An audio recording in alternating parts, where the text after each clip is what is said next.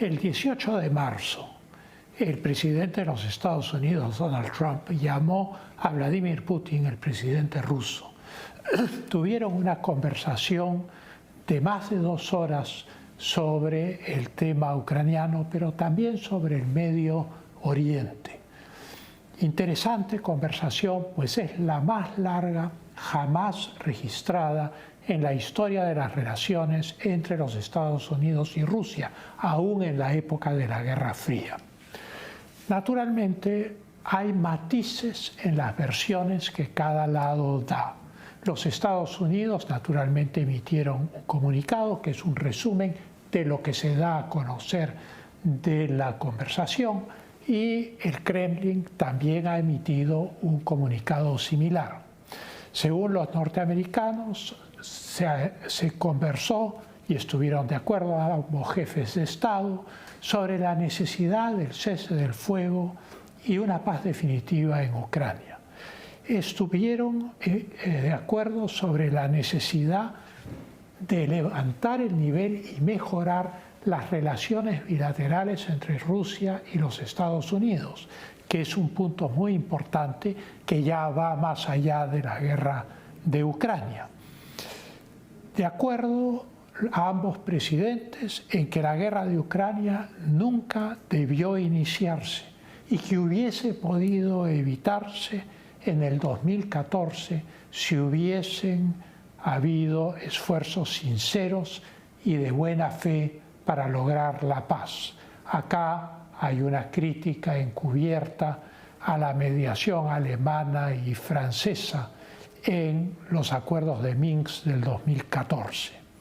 Trump y Putin además estuvieron de acuerdo que el camino de la paz comenzaría con un cese del fuego sobre las instalaciones de energía e infraestructura en ambos países, en Ucrania y en Rusia, pero que sin embargo no sería un cese del fuego general. Este cese del fuego duraría 30 días y los combates van a continuar en la línea del frente y en el Mar Negro con misiles, drones y bombardeos. O sea, es un cese del fuego parcial para tratar de preservar las instalaciones económicas y la energía para las poblaciones en ambos países. También se acordó iniciar conversaciones técnicas para implementar este cese del fuego en el Mar Negro, o sea, extenderlo a una zona que aún no es parte de este cese del fuego parcial, y luego para lograr un pleno cese del fuego en toda la línea del frente que sea permanente. Estas negociaciones, que son complejas porque hay una serie de factores, se iniciarán inmediatamente, ipso facto, en el Medio Oriente. Hasta ahora, Arabia Saudita ha sido la anfitriona de estas conversaciones, primero en Riad y después en Jeddah. También hablaron sobre el Medio Oriente, cambiaron de tema completamente y salieron de Ucrania, y acordaron que cooperarían Rusia y los Estados Unidos para prevenir futuros conflictos.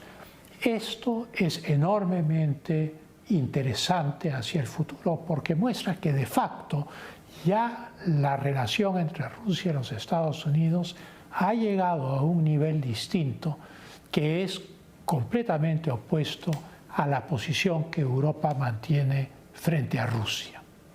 Ambos líderes compartieron la visión de que Irán no debe tener condiciones para destruir a Israel, que es una manera, digamos, diplomática de decir que no debe tener la bomba atómica, y discutieron la necesidad de detener la proliferación de armas estratégicas, negociando con terceros países para lograr consensos. Ambos líderes estuvieron de acuerdo en que un futuro con mejores relaciones entre los Estados Unidos y Rusia tiene grandes beneficios para ambos. Esta futura relación entre ambas potencias va a incluir, según el comunicado americano, enormes convenios o tratos económicos y estabilidad geopolítica para el mundo, una vez que la paz se alcance en Ucrania. Esto excede todo lo que se había negociado hasta ahora. Se trata, como dicen algunos diplomáticos norteamericanos, de Kissinger en reversa. Como recordamos, en 1973 Kissinger hizo una serie de gestiones y finalmente hubo una cumbre en Pekín, en esa época Beijing, hoy en día, entre Mao y Zhou Enlai y Nixon y Kissinger. Y se logró disociar a la China de la Unión Soviética, debilitando a la Unión Soviética. ¿Qué significa esta frase Kissinger en reversa? Lo que significa es que hoy los Estados Unidos buscan debilitar la unión casi simbiótica entre la China y Rusia, abriendo las posibilidades de una coexistencia pacífica de Rusia con Occidente. El historiador Michael Ignatieff, muy prestigioso por lo demás y ensayista, se ha quejado de las conversaciones entre Trump y Putin, diciendo cómo es posible que el presidente de los Estados Unidos hable con un agresor y con un régimen que no es democrático. Pues bien, Roosevelt en Yalta, Truman en Potsdam se sentaron con Stalin, que era un genocida, un líder que no era democrático y que había anexado a los países bálticos y a la mitad de Polonia a la Unión Soviética, porque era necesario para llegar a un nuevo orden internacional después de la Segunda Guerra Mundial. Igual cuando Nixon y Kissinger van a hablar con Mao y Zhou Enlai, o sea, el régimen comunista de Mao asesinó a 60 millones de personas a lo largo de toda su historia. Anexó el Tíbet a la fuerza a la China, agresor de partido único, totalitario y comunista. Y sin embargo, estas cosas no parecen levantar las iras de ciertas mentalidades. Churchill dijo al Parlamento británico en 1941, cuando hizo la alianza con la Unión Soviética, que haría un trato con el diablo con tal de salvar a Gran Bretaña. Pues bien, yo no creo que sea un trato con el diablo, puesto que no se trata de una guerra universal contra Rusia, y ya no estamos en la Guerra Fría y por lo tanto tampoco se trata de dos sistemas económicos diferentes confrontados. Mal que bien, el sistema económico mundial es uno. De lo que se trata entonces es de un entendimiento que neutralice la exclusividad de China en la relación con Rusia y que por lo tanto coloque a Rusia en una situación intermedia entre Occidente y la China. Esto no significa renunciar a ninguna alianza. Pero esta política naturalmente todavía está en camino a realizarse. Es el inicio, es el comienzo. El Kremlin, por su parte, también emitió un comunicado que tenía matices diferentes. En primer lugar, expresó gratitud al presidente Donald Trump por buscar la paz, por tomar la iniciativa de buscar la paz. Ambos países, dice el comunicado ruso, trabajarán para tener mejores relaciones bilaterales. Asimismo, Putin, en el acto, al término de la conversación, ordenó a las Fuerzas Armadas rusas implementar inmediatamente el cese del fuego parcial, al punto que aquellos drones que habían sido dirigidos contra instalaciones de infraestructura y de energía en Ucrania fueron destruidos por los propios rusos antes de alcanzar sus objetivos. Los equipos de expertos, dice el comunicado del Kremlin, rusos y americanos, ya se están organizando para trabajar las fórmulas de un tratado de paz definitivo con Ucrania.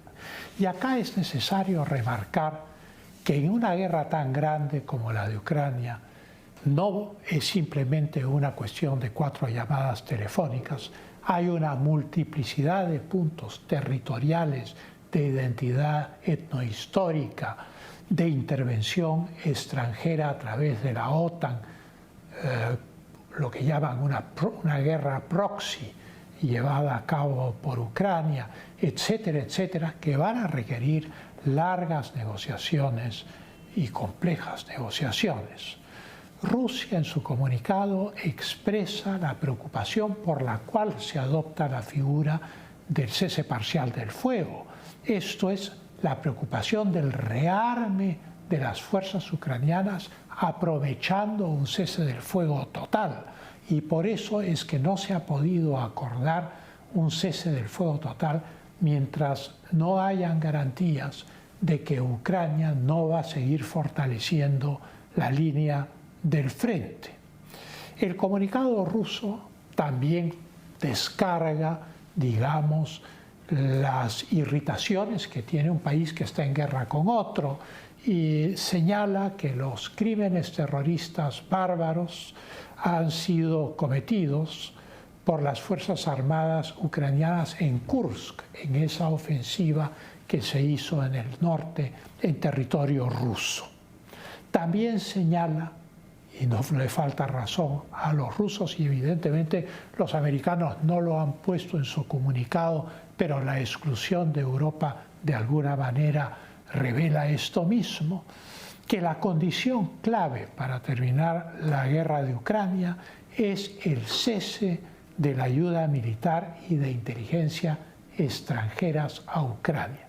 Evidentemente los Estados Unidos han garantizado esto a Ucrania, pero lo que se puede prever es que será de forma limitada en la medida en que esto permita a Ucrania mantener su defensa, pero al mismo tiempo respetar el cese de fuego parcial y no dar la visión de que está en un proceso de rearme para la continuación de la guerra.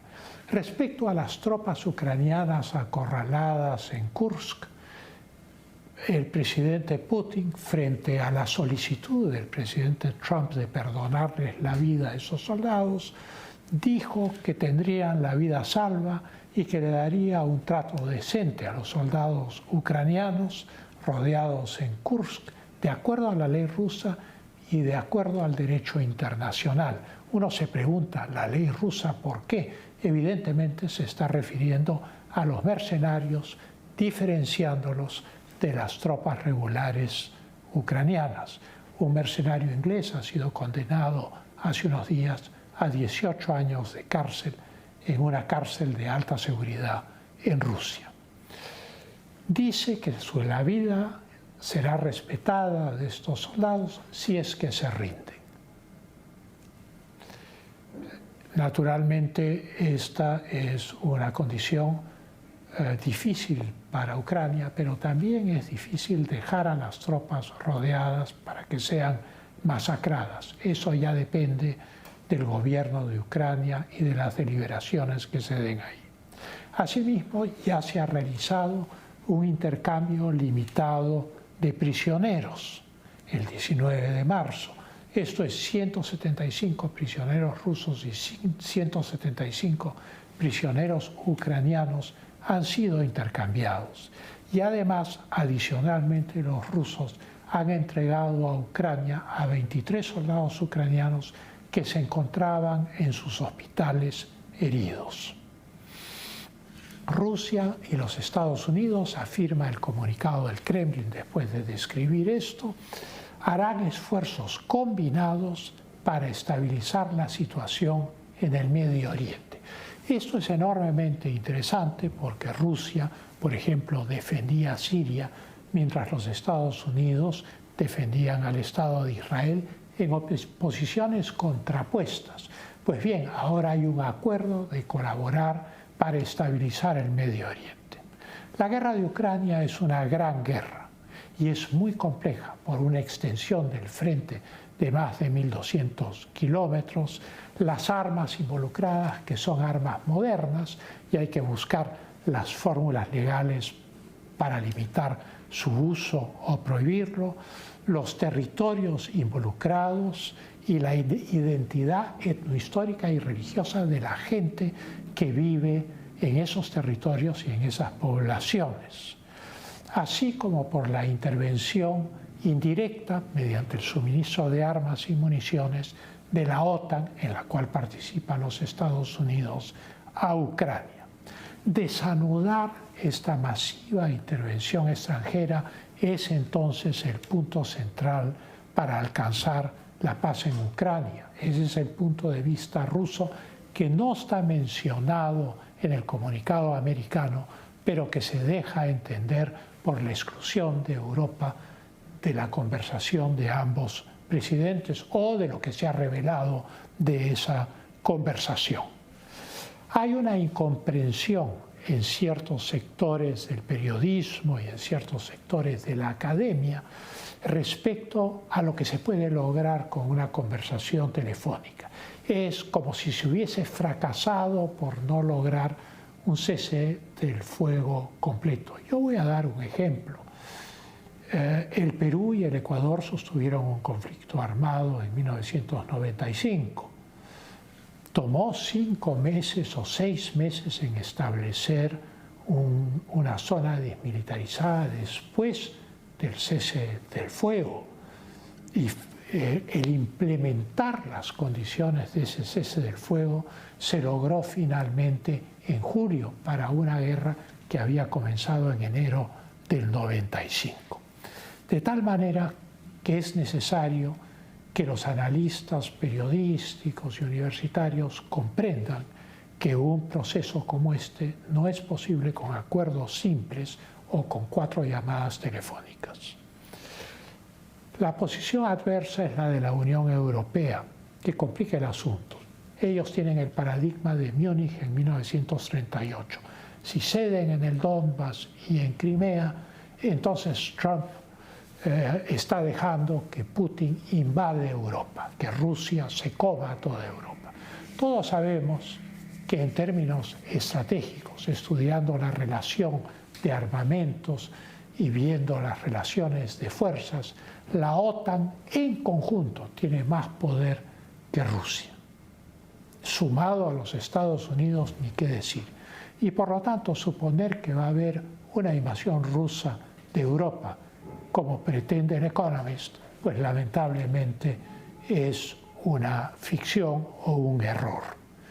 Lo que ocurre en realidad es que Ucrania definitivamente va a tener que perder territorios porque va a ser imposible desalojar a los rusos de las zonas que están identificadas con ella y que ocupa en este momento. Al día siguiente, el presidente Trump llamó al presidente Zelensky y tuvieron una conversación el 19 de marzo de 1 hora. Zelensky estuvo de acuerdo con el cese de fuego parcial y dijo que era un primer paso y que tenía la esperanza que esto condujera a una paz definitiva entre Rusia y Ucrania. Zelensky y Trump calificaron de muy positiva la conversación. Zelensky dijo textualmente que la conversación había sido la más positiva y sustantiva de los últimos tiempos, lo que significa que aunque se avance poco, se está avanzando hacia una solución de la guerra de Ucrania.